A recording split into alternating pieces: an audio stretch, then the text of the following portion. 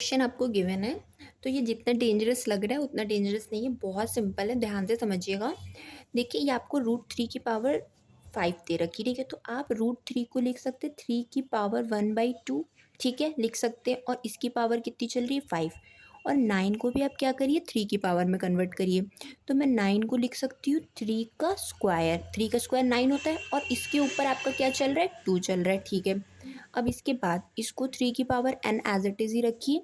अब फिर से √3 है तो √3 को मैं लिख सकती हूँ 3 की पावर 1/2।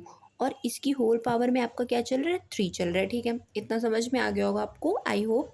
तो देखिए अब इसके बाद आप क्या कर सकते हैं, ये जो 1/2 है और ये 5 है, ये दोनों आपस में मल्टीप्लाई में, ठीक है। तो इसका मल्टीप्लाई कर लीजिए, तो ये हो जाएगा 3 की पावर 5/2, ठीक है। ये लाइन समझ में आ गई आपको। और ये दोनों भी आपस में मल्टीप्लाई में है, तो ये दोनों जब मल्टीप्लाई में होंगे तो ये कितना हो जाएगा 3 की पावर 4। ये लाइन आपको समझ में आ गई होगी। देखिए 1/2 लिखा है और मल्टीप्लाई 5, तो इसका 5 का मल्टीप्लाई 1 में करेंगे तो 5 आएगा, तो इसलिए 5 और अपॉन में 2। और ये तो 2 × 2 तो आपको पता ही है 4 होता है, ठीक है। इज इक्वल्स टू में 3 की पावर n।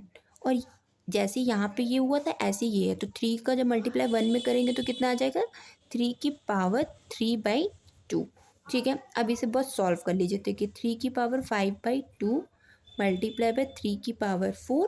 और अपॉन में आप इसको अपॉन में ले आइए 3 की पावर 3/2। और इसको एज इट इज़ रखिए 3 की पावर n, क्योंकि अभी हम लोग इससे कुछ छेड़ेंगे नहीं, क्योंकि हम लोग को n की वैल्यू फाइंड करनी है। देन देखिए आप क्या कर सकते हैं, ये 5/2 है, ये 3/2 है, तो इसे सॉल्व करिए। देखिए कैसे, 3 की पावर 5/2 इसको ऊपर लेके जाइए।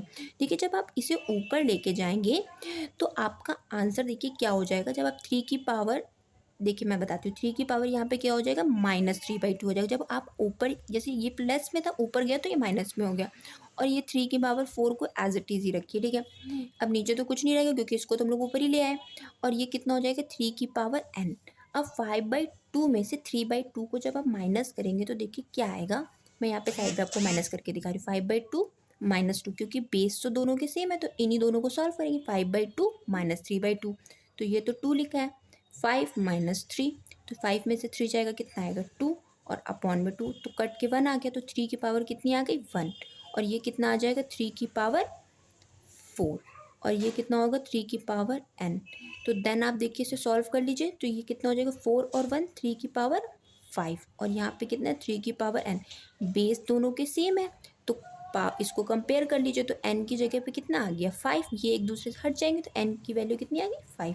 तो यही हमारा आंसर हो जाएगा, ठीक।